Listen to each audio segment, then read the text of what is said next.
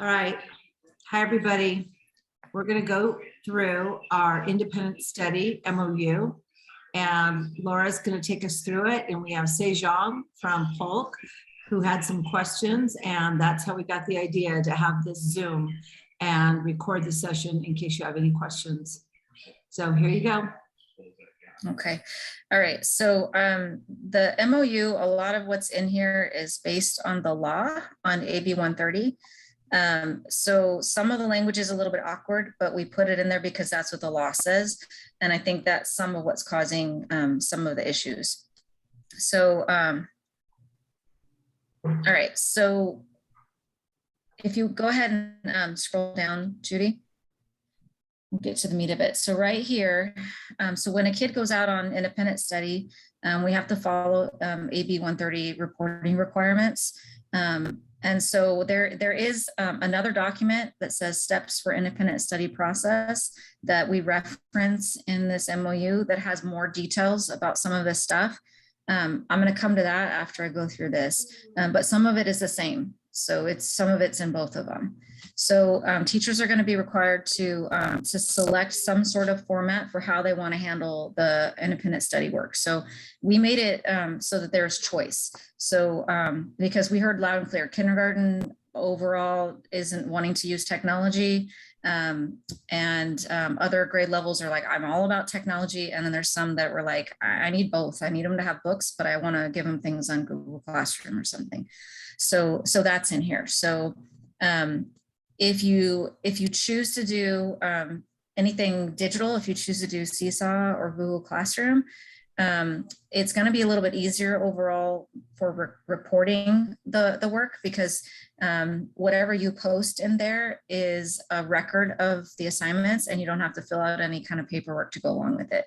If you're doing entirely paper packets, then what we agreed with the district about is that we're going to use the old independent study contract. So it says printed packet requirements include providing students with prepared work, assignment record, which includes a list of assignments. We'll be notified about assessments. So, I mean, you can just tell them, I'm going to test you on this. This counts for a grade, that kind of thing.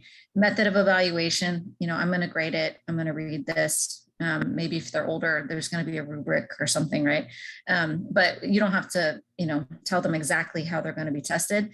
And then any necessary printed materials for independent work to be done. Use the Q-IST Independent Study Student Work Assignment Record. So that's just the old the old independent study contract paper.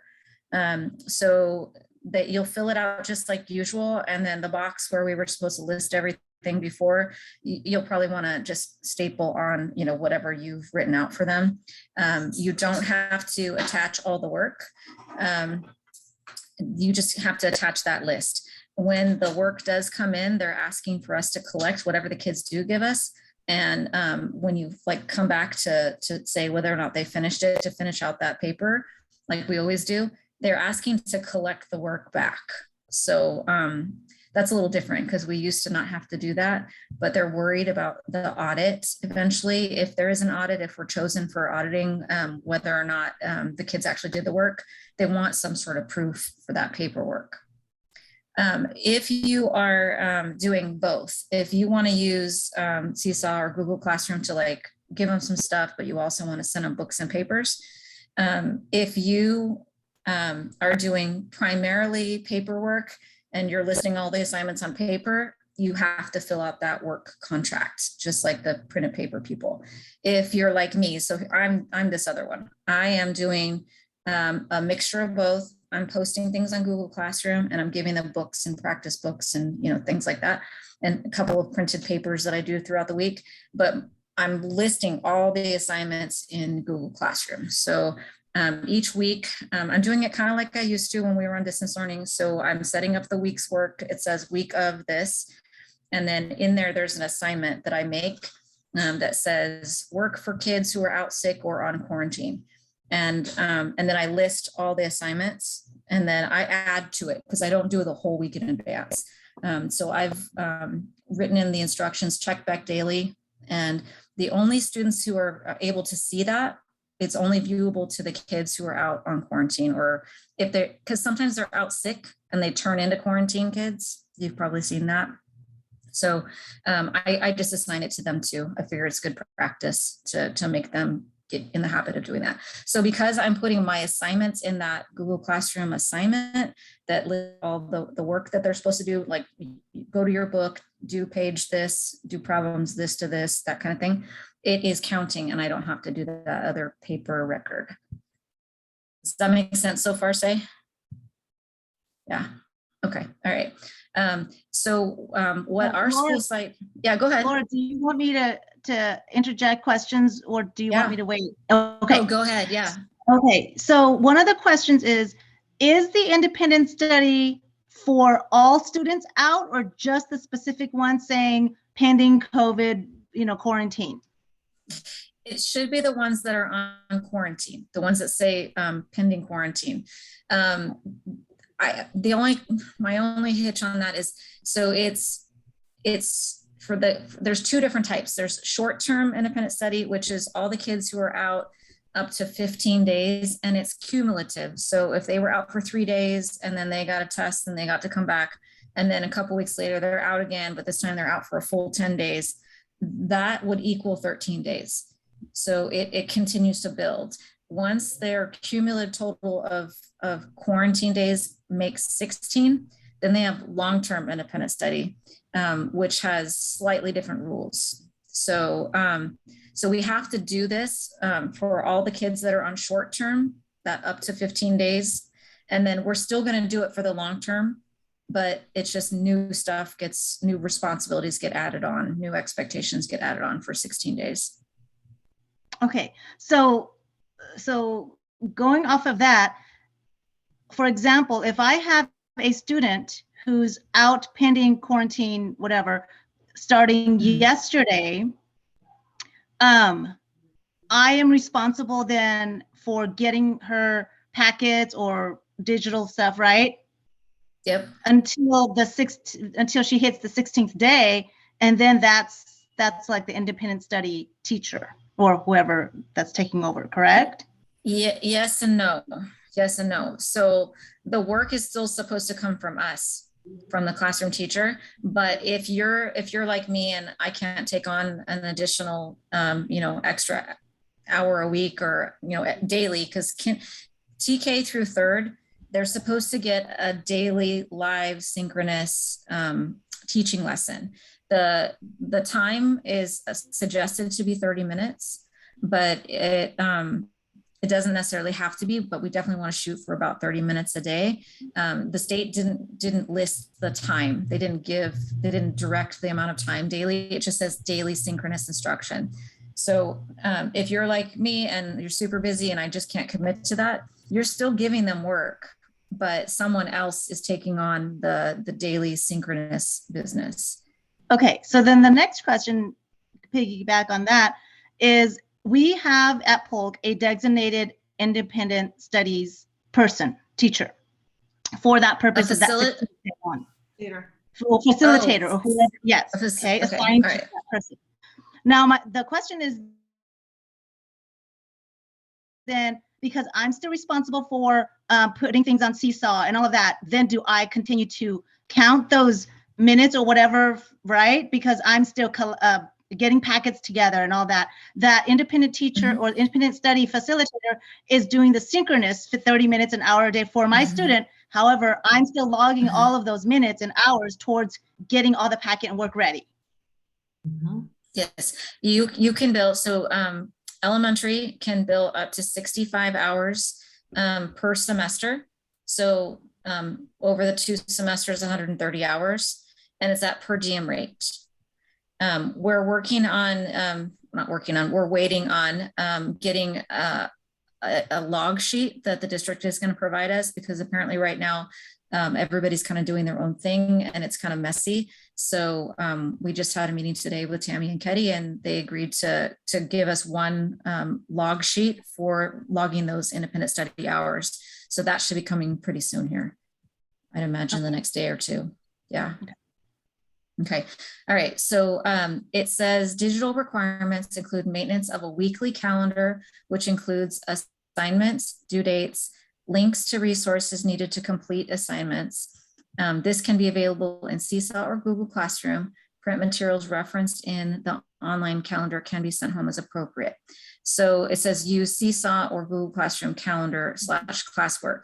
So what that means is calendar is the word that's being used in the law. And it just means that there is a record, like, week, this week is week, what was it? 10, 4 through 10, right? Through 10/8, right? So week 10/4 to 10/8. I've got listed all those assignments in there. Anything that I post in that grouping in Google Classroom, that's my calendar. And the same thing in Seesaw. So whatever you're posting, it has dates. And so it'll show when you posted it, and you've got a due date usually in there somehow, like this is due by Friday or something. And so the auditors already know how to pull that up. And so whatever method that the programs have for tracking that, for them to be able to pull it up, it's already done for you. So you don't actually have to have a separate calendar. You don't have to actually get a digital calendar separately and type things, right? But if you're a printed packet person and you're only doing printed packets and everything is just on paper, then you do need to keep some sort of calendar, some sort of weekly calendar that lists all this stuff. So it says digital requirements. So that weekly calendar, it could be your Google Calendar that's in your Google account. You could put things in there, put assignments in there. You could, I know one teacher is using an agenda that we have and is taking pictures and is posting that in Google Classroom to make up for, not having everything typed out. It's just taking a picture of it and posting it. That would work because it's digital. You could use a teacher's plan book. If you've got a weekly plan book where you write everything out, you could scan it or take a picture of it. And if you can, post it. But if you can't, then keep a digital copy of that somewhere so that if we're audited, that we can provide it if. Does that make sense? Mm-hmm. Yeah. Okay. All right. And then it's real, just basic, just listing things out with, due dates and that kind of thing. And then for both print and digital quarantine instructions, teachers shall maintain a grade book. I mean, whatever grade book we're using. We don't have to do anything different for this. It's exactly the same. So don't do anything new. Resources to support teachers in the process of COVID-19 independent study will be made available. So there's a website, the district page under staff. There's also a parent one that has stuff that you can give to parents who are struggling with this. And then teachers will not be required to prepare more than 5 school days worth of work at a time. And this is because we're getting this notice that says they're going to be out for 10 days and, prepare 10 days worth of work. And then they come back 3 days later. So that's no good. So we agreed, all of us unanimously, that no more than 5 days. And if you want to do less than that, add to it. So that's what I'm doing, is I'm giving them maybe a couple of days worth, and then I'm adding to it. So I've told them check back daily on Google Classroom to this assignment. I will be adding to it each day. And then teachers are not required to provide synchronous instruction to students who are in quarantine or isolation, and are encouraged to speak with their site managers if they're interested in offering this to the students. So this is a tricky one because we have some people who want to do that, who say, like, I want to give my math and I want to turn on a Zoom and I want to make that available to the kids. You can, but you really need to make sure your admin knows that that's happening, because not all teachers are going to be doing that. They're not all comfortable with it, and it's not an expectation. And we might have families where a parent says, well, you're doing it for my 5th grader, you should be doing it for my kindergartner.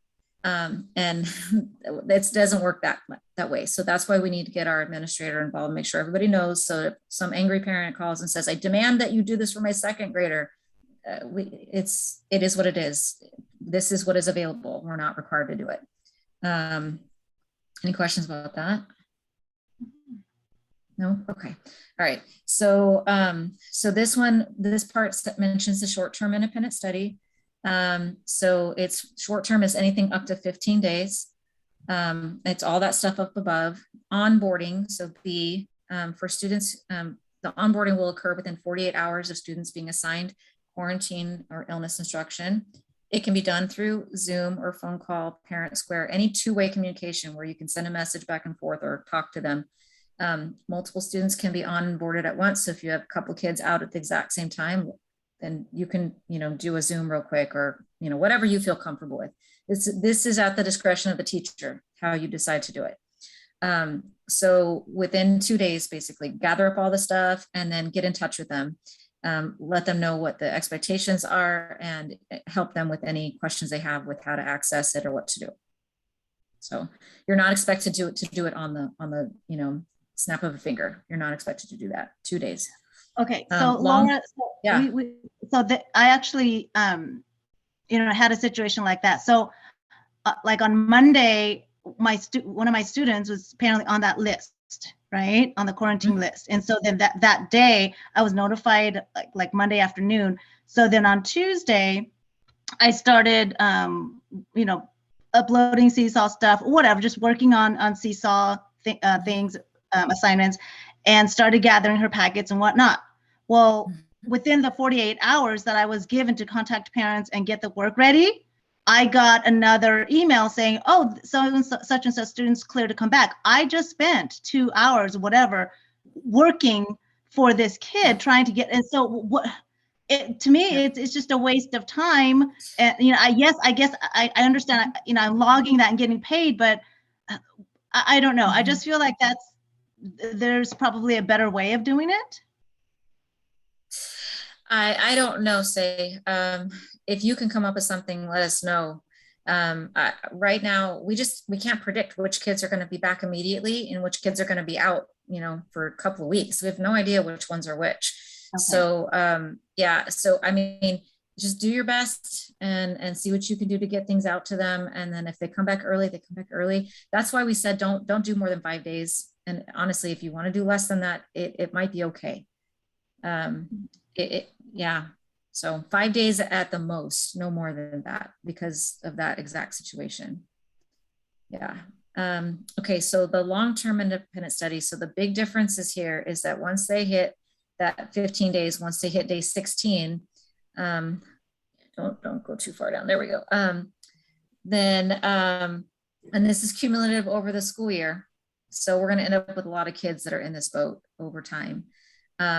Then some sort of home hospital instructor, which we're calling quarantine independent study teacher, is going to be assigned to onboard. So once again, let the parents know, okay, things are changing. Your kid is at 16 days. So now this new stuff is going to be available to them.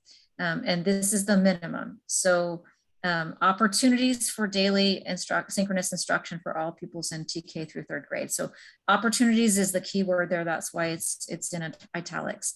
That's from the law. So we need to make it available to them. If they don't come, they don't come. There's no penalty to us if they don't show up, if they refuse, whatever. So, but we have to make it available to them.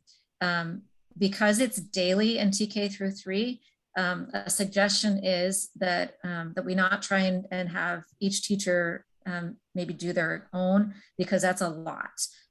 We're recommending that groups of teachers work together and maybe split the work if they're able to. So, maybe somebody does Monday, Wednesday, somebody does Tuesday, Thursday, maybe another person says, I can do Fridays. That's the only day I have. And 3 people could take it on. And then we give out the Zoom link to all the kids who are out during that time period, and anyone shows up gets story time or gets a calendar time or, whatever, gets ABC songs, or, older kids, they get, some story structure, read aloud, or math facts time, or whatever you can come up with. It's kind of generic, anybody in the grade level could benefit from. And that way we're meeting the minimum, but not each individual teacher's having to manage that. Does that make sense? Mm-hmm. Okay. All right. Because this would require some planning, we wrote in here down below the compensation. It's going to be different for TK through third because of the added requirement for you guys. So I'll go over that when we get to it. 4th through 8 is the same thing, opportunities for, but weekly synchronous instruction. So at least once a week, we need to meet with them in 4 through 8. And then for 9 through 12, it's again, opportunities for weekly synchronous instruction. So at least once a week for 9 through 12. If the classroom teacher cannot do it, if they say, I'm sorry, I'm unable to do this, I'm too busy, then another person is assigned to take on that extra work. So they have to work with the classroom teacher because the assignments are still coming from the classroom teacher. But they're the one that's supposed to take on the synchronous stuff. And then if there's any additional material that they need, if they need to be able to access assignments, like if a kid says, I need help with my math, right? They need to have access to that so that they can actually, tutor them through what it is that they need help with in that Zoom. Does that make sense? Mm-hmm. Okay. Well, let me All right. So Laura, let me add something right here. I want to, because I want to make sure the people that are watching this, opportunities, you have I, double I, triple I here, 1, 2, 3. This is language straight from AB 130. So the negotiating team did not negotiate that. We couldn't negotiate it. Okay. So I just want to be very clear because I know we have a lot of people saying, how come 3 has to and 9 through 12 don't? This is not our language. This is AB 130 language. Okay. This is straight from the law. Yeah. This cannot be bargained away. Yeah. Okay, so then definitions. Daily live interaction, that is an interaction between the student or somebody else. It could be classified person, it could be certificated staff that's not their teacher, it could be their teacher. The purpose of it is to maintain school connectedness. We don't want kids that drop off the face of the earth for 20 days. So we want to make sure that we're checking in with them. So this could be a wellness check, just a, hey, how are you doing? How are you feeling today? Progress monitoring, like how far are you getting on this? Is this, are you getting through it quickly? Do you need more? It could be just some sort of service or instruction. We talked about maybe it could be a counseling kind of social emotional wellness thing. It could be a read aloud that maybe even a librarian does, that all the kids who are in this group that require daily live interaction could do. So the daily live interaction isn't mentioned up above, but it's mentioned in the other document that we're going to get to. This daily live interaction is required for 4 through 8 only. I don't know why it's not required for 9 through 12, but it isn't. And then because TK through third is having synchronous instruction of some sort every day, they don't have to do a daily live interaction. So daily live interaction is not necessarily instruction, although it could have some sort of, learning component to it. But it could just simply be a wellness check each day. And if they don't respond, if we can't get them to respond, then after a few days, we need to start being more assertive about calling and reaching parents and trying to get in touch and make sure that they understand what's going on and everything's all right. Yeah, so that's part of the law. And then synchronous instruction is classroom style instruction of some sort. So it doesn't have to be like full on lessons, but just some sort of instruction that you would do. It could be a designated small group, so they don't all have to be in the exact same class or the same levels of things. It could be one-on-one. So if you only have one kid out, you can just do it one-on-one. Hey, want me to help you with this? And then it's provided by whoever is willing to be the quarantine and independent study teacher. Okay, and then selection of the COVID-19 independent study teacher. So school sites shall be given a classroom teacher, or should be given the classroom teacher the first option to do this. So we get the first right of refusal. So the first person they're going to ask is you. Are you willing to do it? If you're like, no, can't, they have to find someone else. If you are, then we're going to ask you other questions, follow-up questions. So when are you able to do it? Are you able to do it every day? Are you able to do it only once a week? Are you going to work with a team and split it up? So we'll find those things out from you. And then if like I said, classroom teacher can't do it. We find somebody else. No pressure. If you can't do it, you can't do it. The facilitator responsibilities. This is just part of it. The rest is in that other document, but they are to facilitate the completion of any required paperwork for attendance reporting. So the major one that's listed on the other document is the independent study contract that all parents are being asked to fill out. So we're trying to get the entire school district to fill it out ahead of time, just preemptively. We're doing it, you know, just in case your kid is out. That way we don't have to track this form down later on.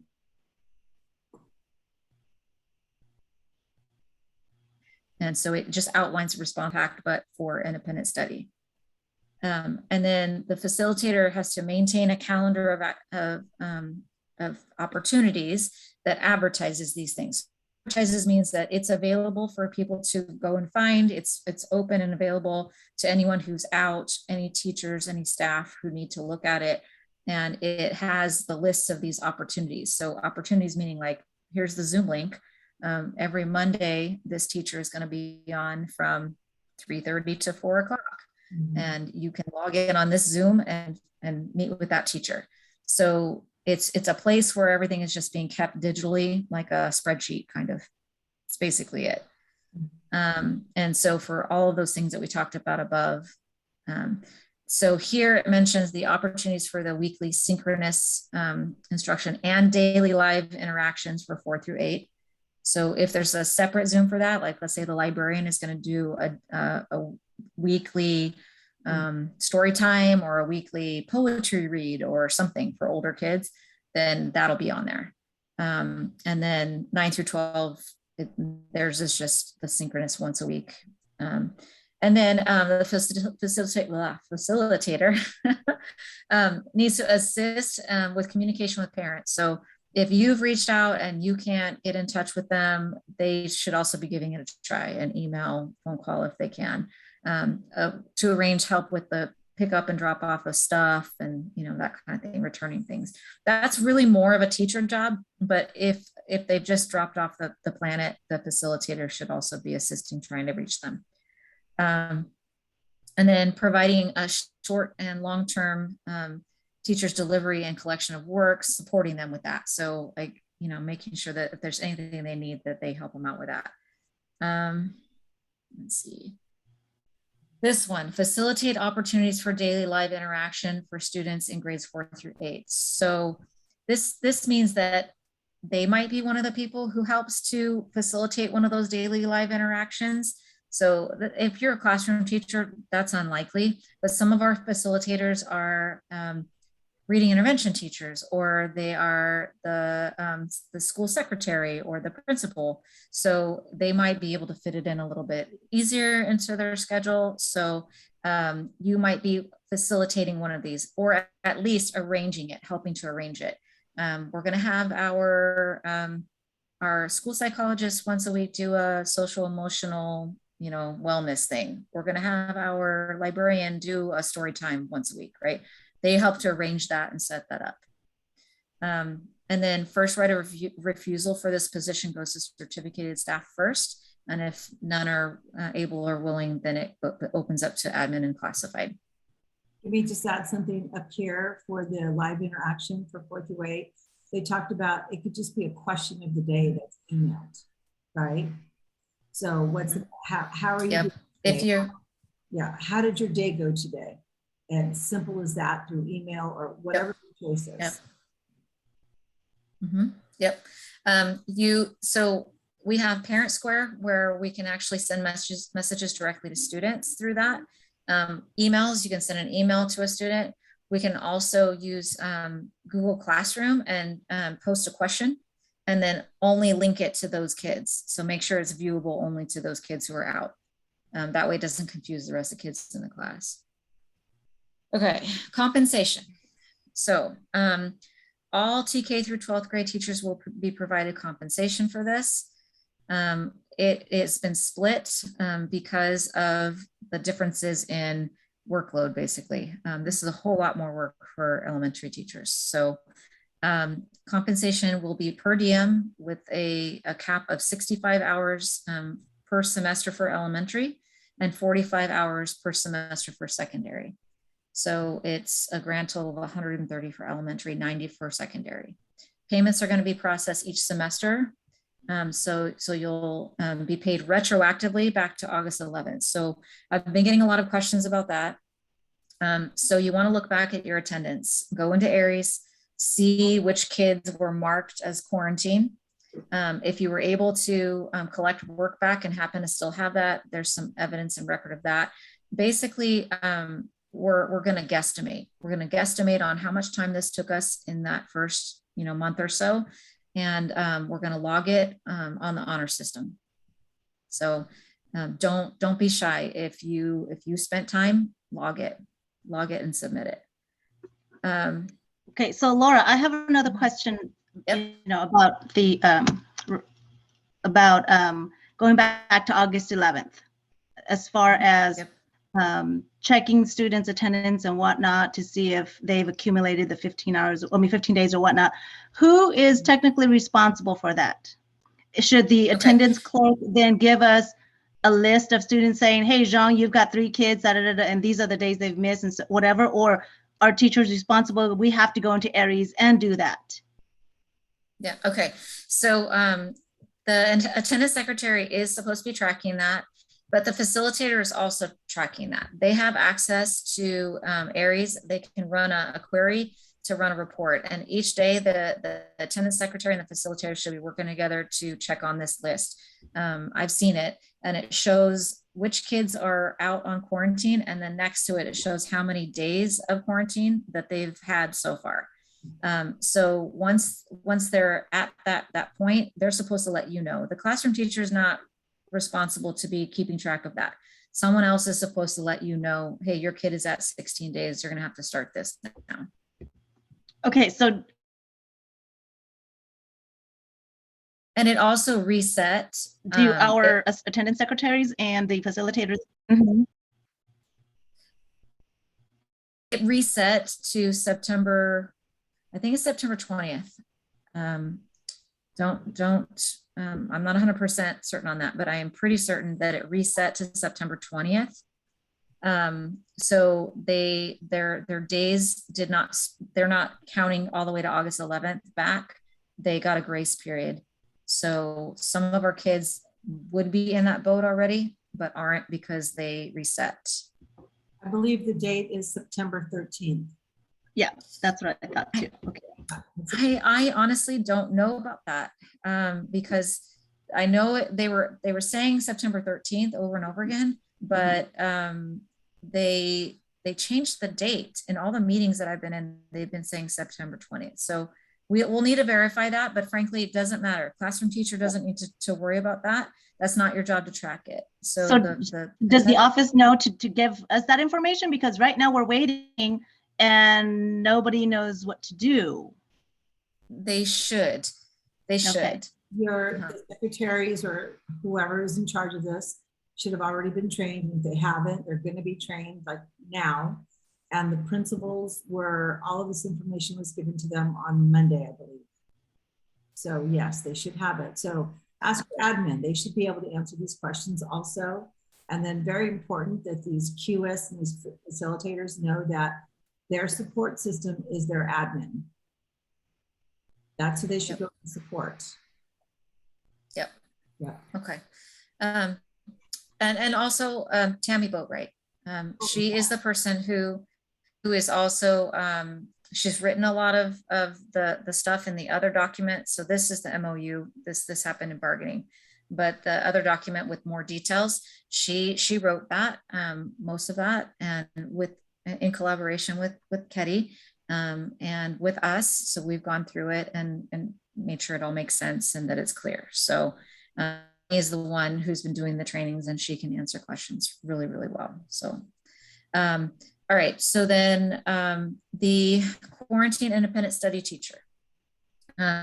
Once you get kids that are at that 16 days, then you're going to be receiving per diem pay for up to 10 hours per week for synchronous instruction if you're TK through 3. So if you agree to take that on, you're going to get 10 hours of per diem per week, up to that. And then if you are, if you're in 4 through 12, it's 5 hours of per diem pay per week, because we have less requirements for the synchronous time. So no independent study teacher. So let's say a lot of teachers on the campus say, I can't manage this. And so we end up getting one teacher who's doing multiple grade levels. Let's say they're going to do 4 through 6. Okay. So they end up with a healthy chunk of kids that are out on quarantine, and they've got one Zoom and they're meeting with them, once a week. They shall not have more than 30 students assigned to them at any time.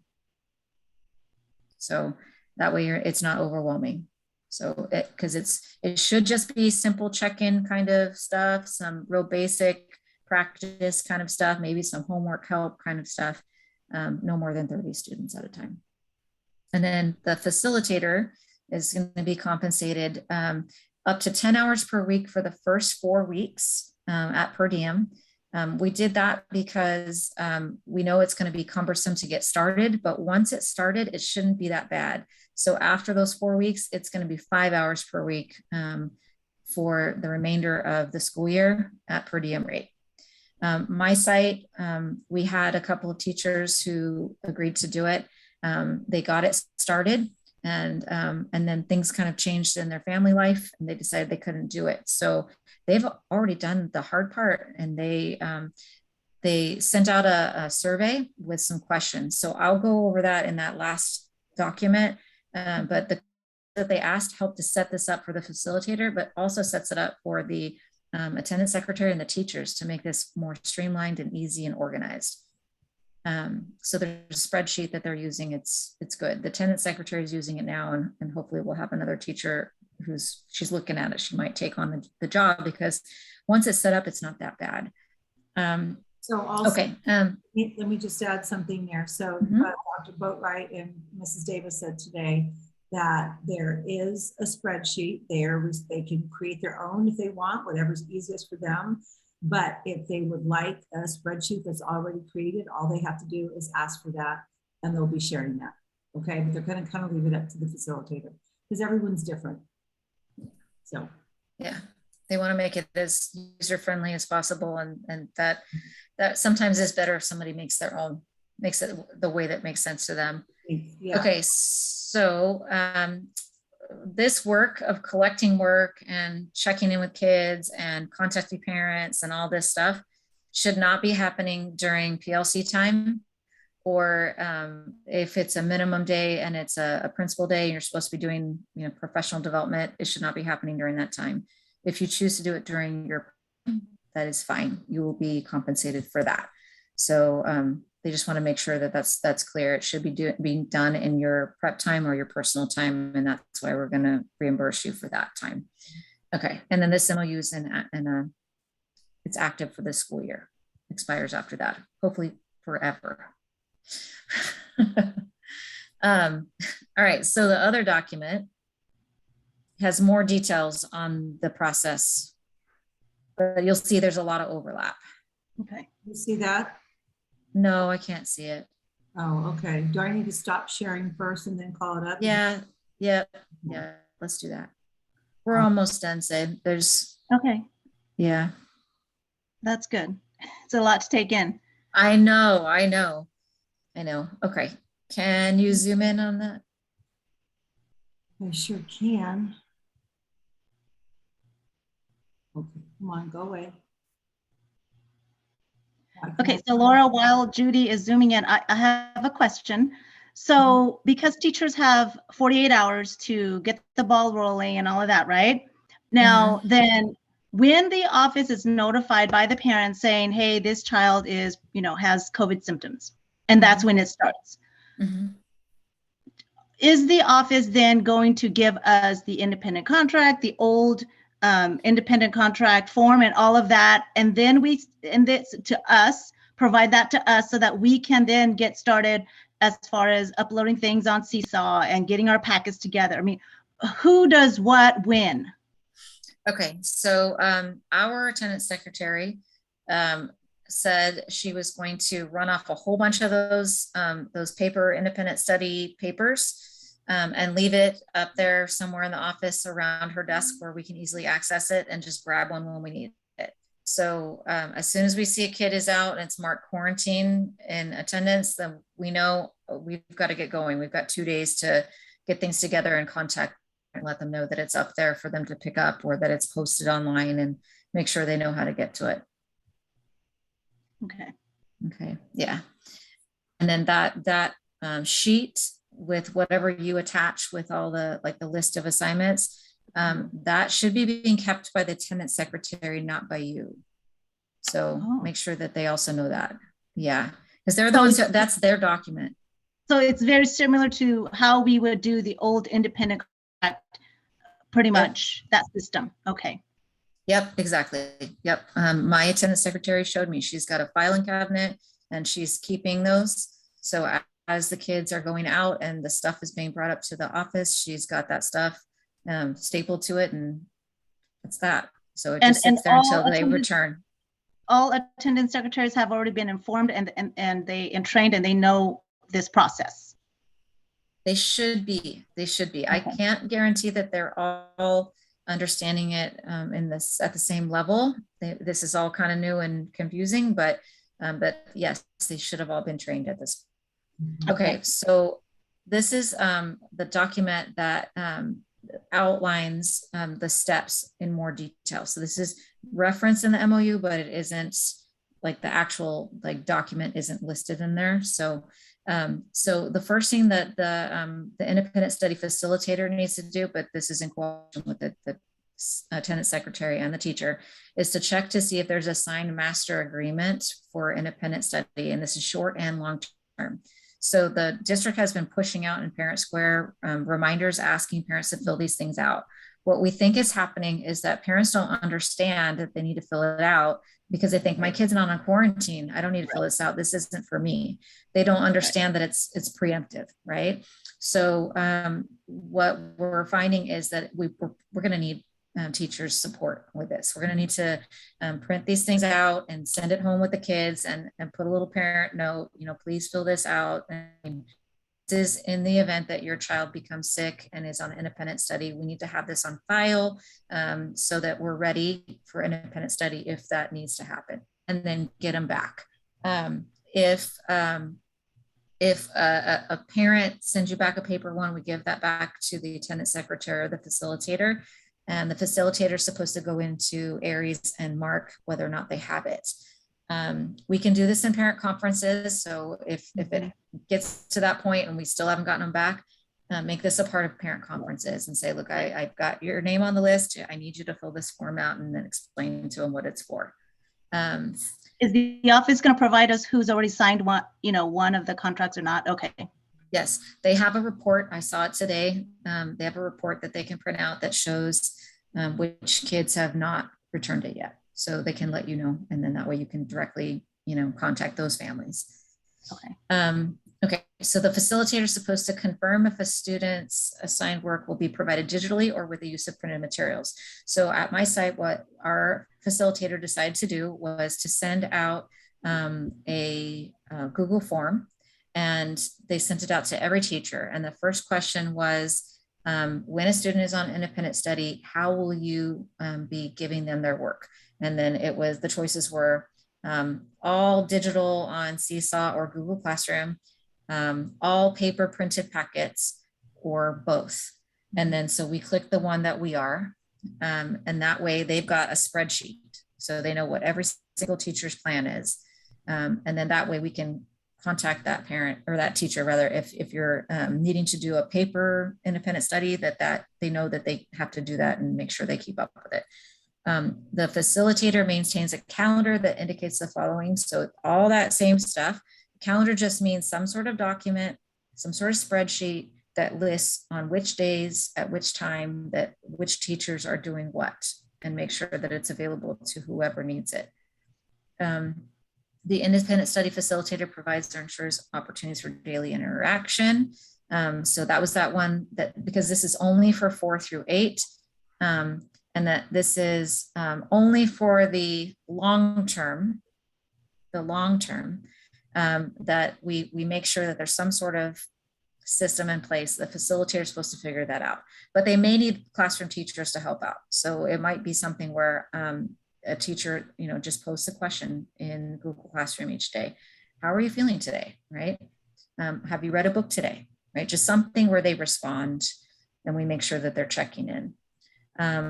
The facilitator maintains a log that identifies the Q-IST for each long-term independent study student.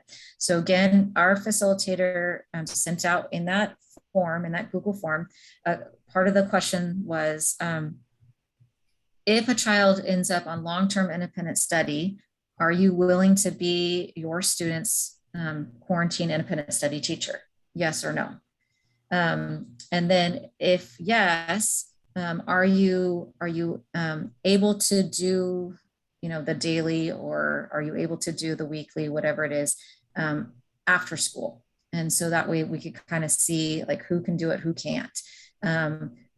Are you able to do it before school, right? So just kind of see, and then the ones who, I can't remember now, I don't have it in front of me, but I want to say they even asked in the Google form, when would you be able to, if you were going to do it, when would you be able to do it? So, because they need to know, are you going to do it on Wednesdays at 3:30? Are you going to do it every single day because you're TK third? Are you going to share it? I can only do it twice a week, whatever. Okay. And that way that's already documented too.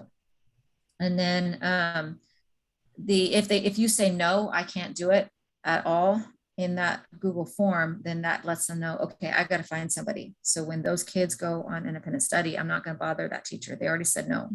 So I'm going to go find somebody else. I need to assign this kid to somebody else.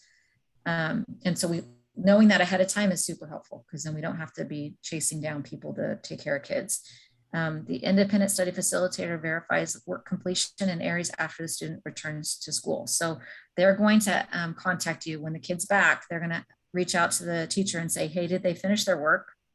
And if you say, no, they didn't do any of it, it's not this blank, right? They didn't bring anything back, it's lost, right?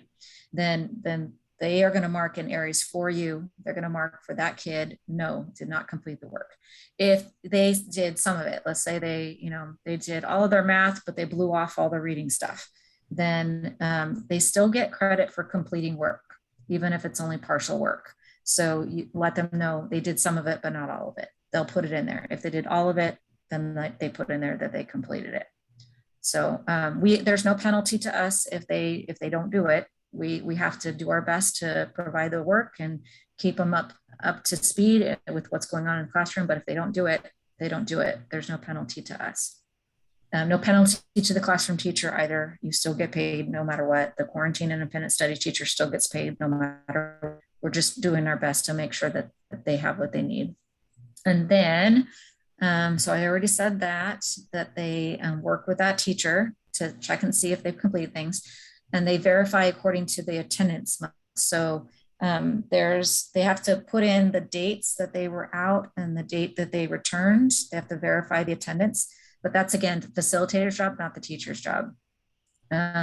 So steps for the classroom teacher, really, I don't think there's a whole lot different here. This is all the same stuff that you got to pick one. So it's all digital, all paper, or both.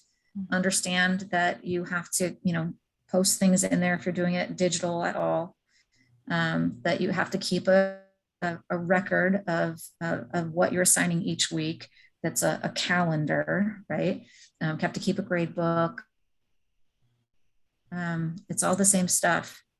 So that part's the same. I think the only thing that's different on the MOU is that they have this link here for the independent study work assignment record. Yes, and that's, yeah, and that's just the regular independent study document that we use, like when kids would, go for an extended vacation during Christmas break or something. Okay, and then down here on the Q-IST, I don't think there's anything different in here. No, this is all the same also. All exactly the same. Yeah, and is that the end of the document? Yeah, okay. that's it. Yeah, So the rest of that stuff down there, we don't need to show that, but because this will be provided to the facilitator, but that's stuff that gives directions for the facilitators on how to pull reports. So what other questions? Really quick, just so everybody hears or who watches this, so anybody can have a copy of that facilitator process. The facilitator has it, obviously the admin, it's already been shared with them, but if you request it, you can get a copy of that as well. Okay. Yeah. Go ahead, Laura. So when the kid brings back the work, whatever work they have, save that. If you haven't been saving up to now, it's no big deal. But from this point on, start saving whatever work they did return if it's paper. And then if it's paper, when you go to fill out because just like the old form, you have to come back in and sign that they finished it, right? Staple or paper clip, whatever the work. And that isn't supposed to be kept with us. The office is supposed to collect and save that somewhere. So it shouldn't be spread all over the school being saved in individual teachers' classrooms. The office needs to find a secure place that's out of the way to store all this. And it's going to be a lot, but it's their job to track that and store it for the eventuality that there could be an audit. Okay, so then Laura, do I need to go back? I had a student out 2 weeks, the end of September. And of course, the information that we just got now is fairly new, like, last week. So do I need to go back and then do a independent study contract for the student that was out the end of September, or just starting on forward now, I start documenting all that, independent study? So say they should already have had a contract because up until then, we were doing the status quo independent study contract. So if somebody if your attendance secretary didn't initiate that, then I would say go back and do it because you did it, and there's going to be a record on Aries, right? That he was absent, that he was in quarantine or isolated. Yeah. So we were doing status quo independent study contract. So yes. All right. Yeah. So, but we're not going to go back before September 20th. September 20th is the date. Not the 13th. I know that for a fact. So September 20th is the date that we're tracking this stuff. It's this. So go back and if you can. If you can't, you can't. I was also told that there's been some grace on that as well because everybody's trying to figure this out. So, but yeah, if you can get that done, then do it. But if you can't, it is what it is. We're figuring this out as we go along. Okay, makes sense. Yeah. Any other questions? So if teachers have additional questions, who do they go to? Our site admin, you guys? Site admin first. Okay. If site admin can't answer it, your attendance secretaries should also know the answers, and Dr. Boatwright, but that's probably your principal should be going to Dr. Boatwright. Yeah. Got it. If there's just a ton of confusion in your office, maybe recommend that they reach out to Tammy and set up a meeting. She said she would do that. She said if there's a large group of people who are just really struggling, that she would be willing to set up a Zoom and go through this and explain it.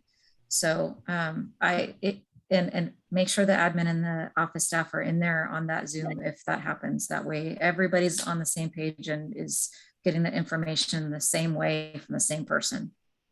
Okay. Yeah. All right. Okay. All right. Do you feel better? I hope. Thank you so. Yes. Like, I don't know, almost 100%. I mean, I seriously, I feel a lot better. And I think that because this is recorded, I think teachers are going to appreciate it too.